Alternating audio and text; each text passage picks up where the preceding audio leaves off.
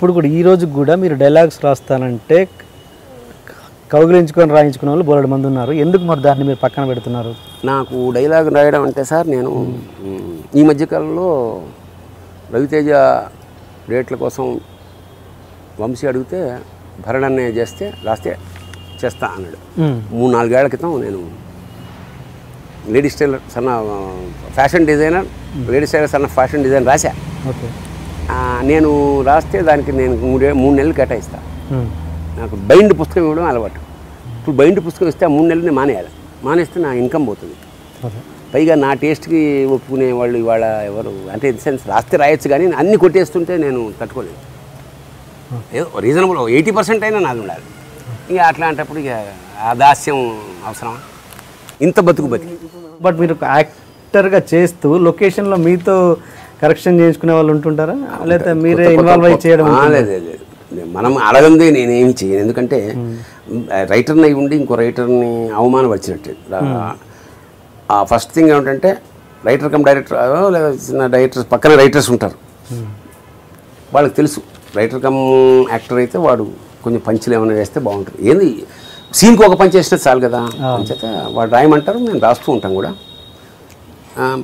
పెద్దవాళ్ళు అయితే పర్మిషన్ తీసుకోమని చెప్తాను. అన్లెస్ వాళ్ళకి తెలియకుండా రాయడం ధర్మం కాదు. అంతే. అది ఇప్పుడు రాగానే వైట్ షీట్స్ ఇచ్చేవాళ్ళు కూడా ఉన్నారు. బ్యాడ్ ఇదేంటే ఏం లేదంటే ఏం లేదు సార్ చెత్తగా రాశాడు, కొంచెం మీరు చెప్తాను రాయండి అని. ఒరిజినల్ ఇవ్వంటే ఎవరు వాడు ఏం చెప్తే అది రాయాలి. అది స్టాండర్డ్స్ పడిపోవడం, ఇంకేం లేదు. నేను రాసిన 51 స్క్రిప్ట్లు బౌండ్లే ఇచ్చాను. నేను చాలాసార్లు స్క్రిప్ట్ నేను లొకేషన్కి వెళ్ళే ఉండాలి, ఇచ్చేసి మార్చుకుంటే వాళ్ళు మార్చుకుంటారు. ఓకే. ఇప్పటివరకు మీరు రాసిన బెస్ట్ డైలాగ్ ఏదైనా తక్కువ గుర్తొచ్చి? అంకురం. ఏంటది ఆ బెస్ట్ డైలాగ్? ఒకటా? యా, ఒక సీన్ ఎపిసోడ్ అది. అంకురం అనే సినిమా మన ఓంపురి రేవతి వాళ్ళది, ఉమామహేశ్వర. అందులో ఎపిసోడ్ బాగుంటుంది. అది ఒక్క డైలాగ్ చెప్పలేదు, ఎందుకంటే మరి ప్రతి డైలాగ్ బాగుంటుంది కదా. లేడీస్ టైలర్, కనక మహాలక్ష్మి, రికార్డింగ్, డాన్స్ ట్రూప్. ఆ బెస్ట్ డైలాగ్ అన్నప్పుడు నాకు ఇది గుర్తొస్తుంది. వేటూరు గారు ఎప్పుడు అంటుండేవారు ఏమిటంటే, వారసుడు వచ్చాడు సినిమాలో, కొడుకు వెళ్ళిపోయాడని బాధపడుతుండగా నిర్మలం మీదకి వెంకటేష్ వస్తాడు కొడుగ్గా. కొడుకుని కావలించుకుని అంతా అయింది. వెంకటేష్ పడుకుంటాడు, ఆ పక్కన పెట్టి జో కొడుతూ ఉంటుంది. డిజాల్వ్ చేస్తాం. వెంకటేష్ కళ్ళు తెరుస్తాడు. చూస్తే నిర్మలమ్మ అలా కూర్చునే ఉంటుంది మేల్కొని. అదేంటమ్మా పడుకోలేదా అంటే, లేదురా ఇది కలో నిజమో తెలియట్లేదు, పడుకుంటే కళ అయిపోతుందేమో అని భయం వేసి. ఎంత బారాశివయ్యా అని వేటూరు గారు అంటుండేవాడు రచయితగా. అది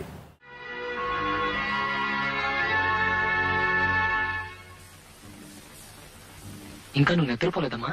18 ఏళ్లుగా కళ్ళల్లో ఒత్తులేసుకుని నేను ఎదురు చూసిన బిడ్డ ఒక్కసారి ఎదురొచ్చి అమ్మా అని పిలిస్తే ఇది కలో నిజమో నమ్మలేకపోతున్నాను రా. కళ్ళు మూసుకుంటే ఇది కలైపోతుందేమోననే భయంతో కళ్ళు మూతలు పట్టలేదు బాబు.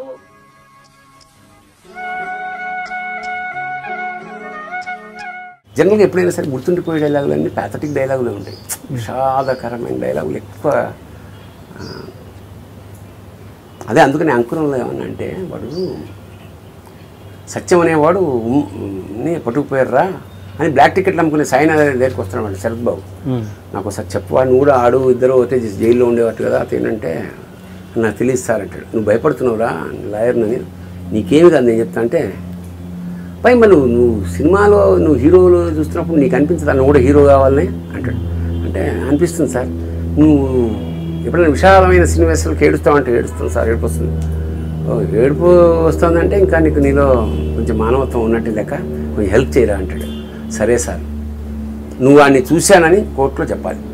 అదే చూశానని చెప్పు. కట్ చేస్తే కోర్టు వెళ్ళాడు, ఆర్గ్యుమెంట్ చేశాడు. అట్లనా చూసావా ఏమిటి? ఓకే. కట్ చేస్తే కోర్టు అడ్జర్న్. వీడు సెల్లో ఉంటాడు. సెల్లో ఉంటే పోలీసు ఇన్స్పెక్టర్ వస్తాడు. వచ్చేయరా, నిజం చెప్తే నీకు కిరీటం అన్నా పెడతాను అనుకుంటున్నావా? పెళ్ళైందా నీకు అంటాడు. అంటే వాడు ఇంకా చేసుకోకు పట్న కొడతాడు మరి వీటి మీద.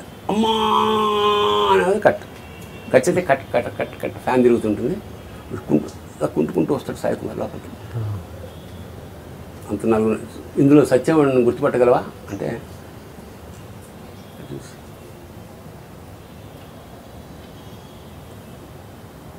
అబద్ధం చెప్పేసి నాకు అర్థమైపోయింది. అందరూ వెళ్ళిపోయారు, కోర్టు కూడా వెళ్ళిపోయారు. తీసుకొచ్చిన లాయర్ మాత్రం అక్కడ కూర్చున్నాడు. ఎందుకు ఇలా చెప్పాడు అర్థం కాక వాడు మెల్లిగా వాడు ఫస్ట్ నువ్వు సినిమాలు చూస్తుంటావా? చూస్తాను సార్, టికెట్ అమ్మేవాడు సినిమాలు చూడు. అప్పుడు నాకు అందులో సినిమాలు చూసినప్పుడు ఈ రసాలన్నీ పండుతాయి కదా, మరి ఎందుకురా నువ్వు అని అంటాడు ఫస్ట్గా అని చెప్పా కదా. ఇప్పుడు వాడు ఈడ్చుకుంటూ దగ్గరికి వచ్చి లాయర్ దగ్గరికి వచ్చి నేను ఎప్పుడు సినిమాలు చూడను సార్, సినిమాలు అంతే. This communicated allot.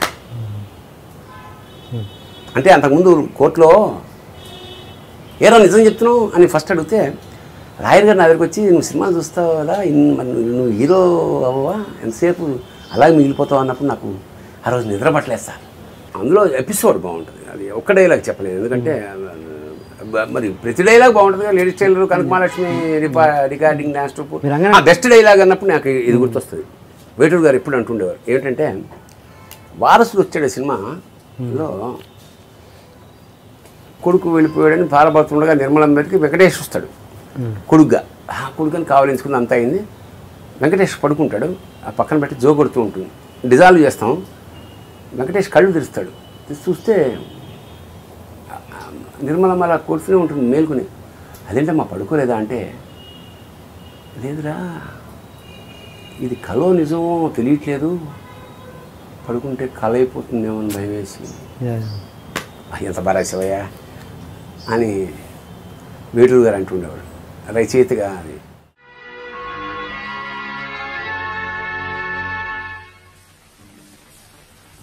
ఇంకా నువ్వు నిద్రపోలేదమ్మా? 18 ఏళ్లుగా కళ్ళల్లో ఒత్తులేసుకుని నేను ఎదురు చూసిన బిడ్డ ఒక్కసారి ఎదురొచ్చి అమ్మా అని పిలిస్తే ఇది కలో నిజమో నమ్మలేకపోతున్నాను రా. కళ్ళు మూసుకుంటే ఇది కలైపోతుందేమోననే భయంతో కళ్ళు మూతలు పట్టలేదు బాబు.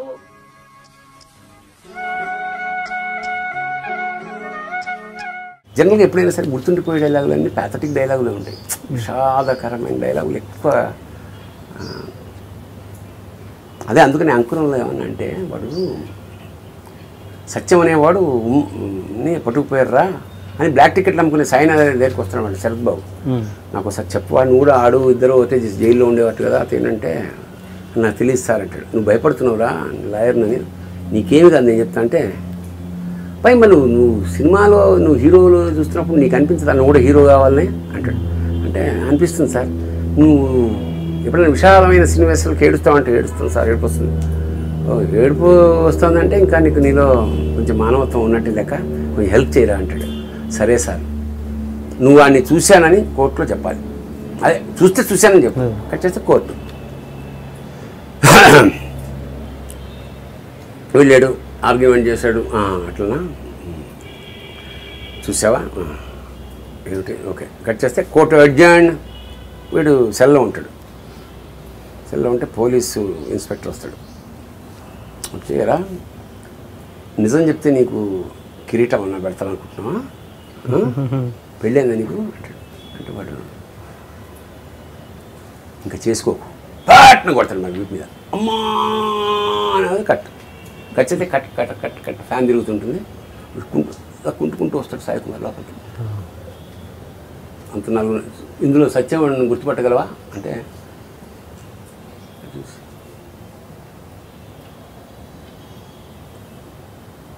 అబద్ధం చెప్పేసి నాకు అర్థమైపోయింది. అందరూ వెళ్ళిపోయారు, కోర్టు కూడా వెళ్ళిపోయారు. తీసుకొచ్చిన లాయర్ మాత్రం అక్కడ కూర్చున్నాడు. ఎందుకు ఇలా చెప్పాడు అర్థం కాక వాడు మెల్లిగా వాడు ఫస్ట్ నువ్వు సినిమాలు చూస్తుంటావా? చూస్తాను సార్, టికెట్ అమ్మేవాడు సినిమాలు చూడు. అప్పుడు నాకు అందులో సినిమాలు చూసినప్పుడు ఈ రసాలన్నీ పండుతాయి కదా, మరి ఎందుకురా నువ్వు అని అంటాడు ఫస్ట్గా అని చెప్పా కదా. ఇప్పుడు వాడు ఈడ్చుకుంటూ దగ్గరికి వచ్చి లాయర్ దగ్గరికి వచ్చి, కానీ నేను ఎప్పుడు సినిమాలు చూడను సార్, సినిమాలు అంతే. This communicated a lot. అంటే అంతకుముందు కోర్టులో ఏదో నిజం చెప్తున్నావు అని ఫస్ట్ అడిగితే లాయర్ గారు నా దగ్గరికి వచ్చి, నువ్వు సినిమాలు చూస్తావు కదా, నువ్వు హీరో అవ్వవా, ఎంతసేపు అలాగే మిగిలిపోతావు అన్నప్పుడు నాకు ఆ రోజు నిద్ర పట్టలేదు సార్.